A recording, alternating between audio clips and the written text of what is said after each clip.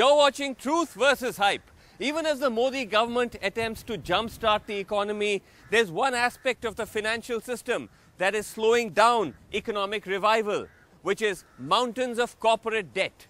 Lakhs of crores of cash that are stuck in either projects which are stalled, abandoned, or yet to get off the ground.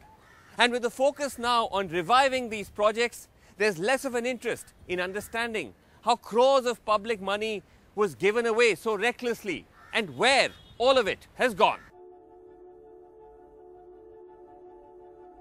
When India's banks posted their results this week, the numbers confirmed what many analysts had anticipated. So Manas, of the latest results of the banks that have come in, it shows of the total advances of 63 lakh crores, non-performing assets are as high as... From about 2.7 lakh crores, which is about 4% of the total. And restructured loans, which is also bad debt, is 3.5 lakh crores, another 5%. Another 5%. Stress debt is another 8 lakh crores, very high. Total bad loans comes to about 14 lakh crores, which is 20% of all the advances given out by banks. That's very high number. Yeah. The percentage of high debt on the books of some of India's biggest banks showing no signs of reducing. Our gross NPAs are at 4.25%, which is more than 56,000 crores, and net NPAs at around 2.25%, around 27,000 crores. It is large. It is a cause of concern. Indeed, it is a great cause for concern. Lending has started to slow down. Growth last year has been very muted. SBI has grown only by about 7.5%, which is... But in terms of actually lending to corporates and so on? No, it is slow. Corporate lending is very, very muted in the last year. The current mess traces itself to the slowdown of 2007 and 8, when to trigger economic growth, banks were encouraged to lend, especially to the infrastructure sector, but with less stringent norms. See, the RBI lays down prudential guidelines. It lays down saying you must have capital against so much risk-weighted assets. And you look at the riskiness of each asset and you allocate capital for that. So why wasn't all that being done in these cases? In these cases, I wouldn't say it was not being done, but I would also say that there have been concessions as well. Yeah, concessions given in the regulatory guidelines in terms of higher exposure limits for infrastructure. So higher exposure limits were allowed? Were allowed for infrastructure because one knew that infrastructure again was something the country needed, and one knew that infrastructure was required a huge amount of funding. India's corporate debt is concentrated in a handful of companies, some of the biggest names in power, steel, roads and so on. And while it's impossible for us to look closely at all of them, there are common threads that run through these companies, which is why even focusing on a few offers a glimpse into the fog of confusion surrounding corporate debt. Between 2007 to 2013, SR Energy's debt shot up from 15,000 crores to 52,000 crores. GMR's also jumped by about the same amount to build 5 power plants. The Andhra Pradesh-based Lanco went from 1,700 crores in 2007 to 35,000 crores 6 years later to set up 11 power plants. Banks were lending at extremely favorable terms. Usually for very large projects of 5,000 or 10,000 crores, debt equity is normally around 80-20%. So you put in 20%, the banks puts in 80%? Yeah, 80-20 they were trying to maintain that. Beyond that also RBI gave them some sort of a leeway that banks for the standard projects, they can even dilute further from 80-20 also. But did these companies even have the cash to afford their contribution of 20 to 30% equity? According to Credit Suisse, the rest of SR's businesses in that same period had debt rising from 10,000 crores to 46,000 crores. In fact, at the time of SR's expansion, while its steel and ports business did make reasonable profits, its oil business posted a loss of 1,600 crore rupees. In the case of Lanco, their portfolio consisted of road projects, while GMR, also with a track record in highways, moved aggressively towards power and airports, once again raising questions as to how they would raise money for their interest payments and even for their equity. Now, where were you getting your equity from, Mr. Rajgopal? Because it's not clear from your books. Yeah, it was partly internal resources, partly from various funds, partly from capital. So every company went in at various stages, they started raising equity. That just sounds like more debt. No, not as a debt. No, equity was not as a debt, but it has come from financial investors, strategic investors, and through public markets it was raised. Despite repeated attempts, SR and GMR refused to comment. At the State Bank of India, India's biggest bank, which has a high amount of debt to companies like SR, they didn't want to name names. But they did admit to instances of companies bringing in equity as just simply more debt. Yes, some of it may be borrowed at some, say, many of them had holding companies abroad. Maybe to an extent the holding company would also be leveraged. But yes. So from there they were borrowing and bringing it in. But here when it came to India, it was pure equity. It was not borrowing, it was coming in form of equity. And this is an acceptable way of doing business worldwide. There is nothing new. That's a big problem, and that's just not done. Now, how did the banks miss that?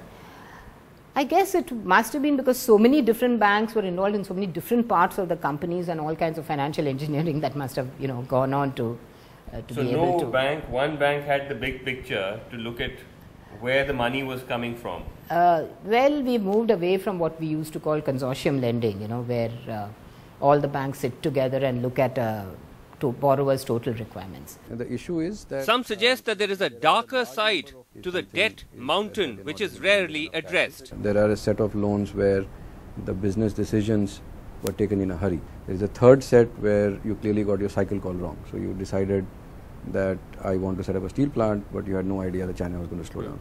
And the fourth is a clear case of siphoning out. And I think while most of the discourse and the defense of the banks focuses on the first two, I think the second two categories are also a very meaningful part of the outstanding loans and the stressed loans. In many cases they say that banks claim that siphoning off cash is a rarity. Do you also feel that in some cases that promoters exaggerate the cost of the project? It depends on the bank's due diligence system. Some may try to do, I would say. Have you found that in some cases? No, you find sometimes.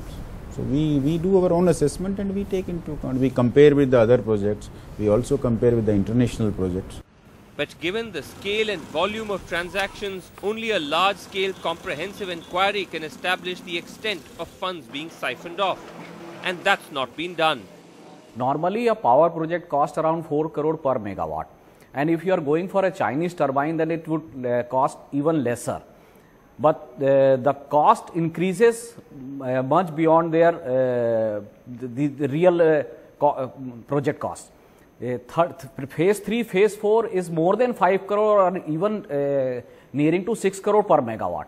Similarly is the case of Lanco. Lanco's initial project cost is around 4 crore, 5 crore. Then suddenly it reaches to 6 crore, 7 crores. It's been alleged that funds were being siphoned off by several companies. Do you accept that allegation? See, most of the cases it's not the question of money siphoned off. It's a question of once ongoing projects, once we don't have gas, we don't have coal, definitely it hits the cash flows. When the cash flows are hit, the future projects naturally the amount of money that's expected from ongoing projects gets stopped. Beyond a point, banks and companies don't accept that they spread themselves too thin. For the entire mess, they blame regulatory paralysis, a global slowdown, lack of clearances being given in time. And while some of these may be legitimate reasons, there are still many questions left unanswered. SR, for instance, points to delays in clearing its controversial Mahan project in Madhya Pradesh, as well as its Salaya power plants in Gujarat and its Tori plants in Jharkhand, projects worth close to 22,000 crores.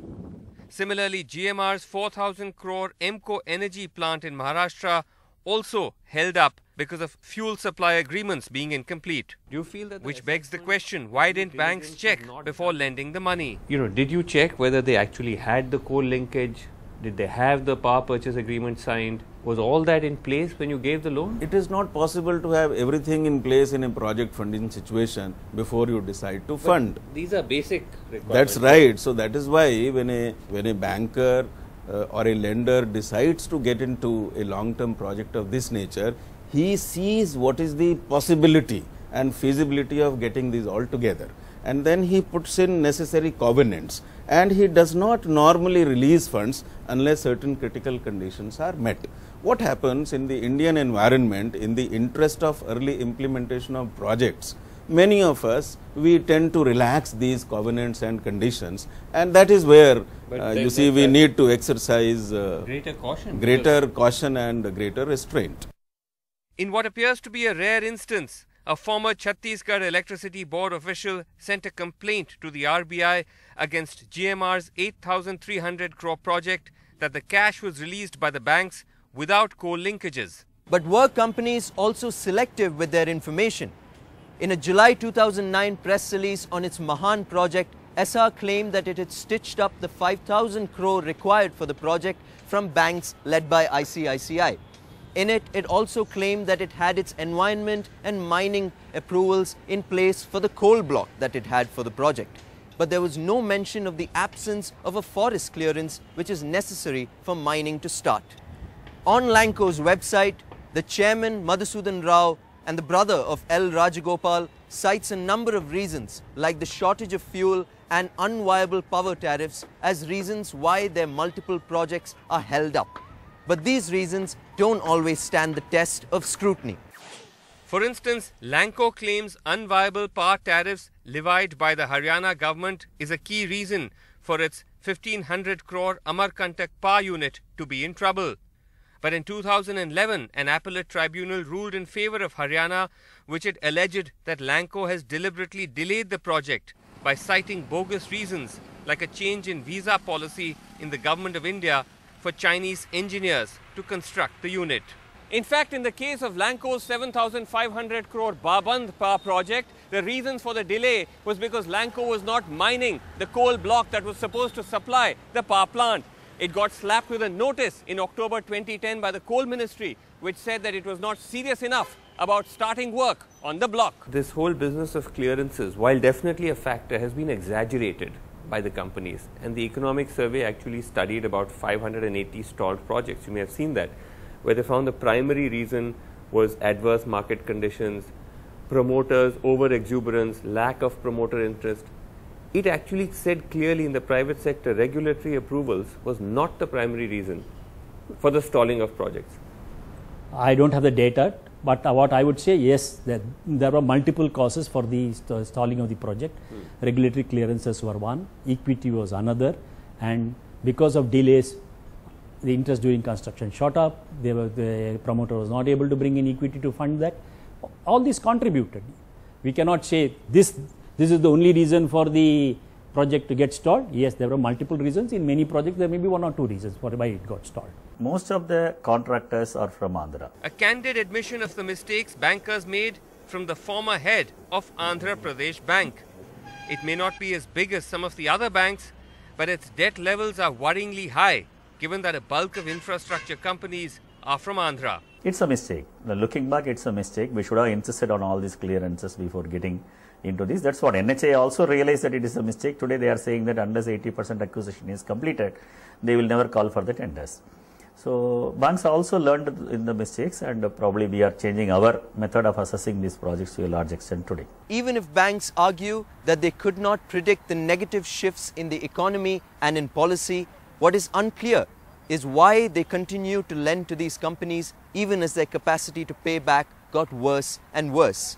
For Lanco, their debt to equity ratio slipped from 2007 to 2013 from being 50% of debt and equity to a 90% debt and a 10% equity. And for GMR, it stayed high at 80% of debt and just 20% equity in the same period. If I abandon halfway, let us say some 600 megawatt project, halfway to the construction is abandoned, that is the end of it. No, so I'll have to support the promoter to ensure that the unit is completed, is able to generate power, sell, and then only able to repay my money.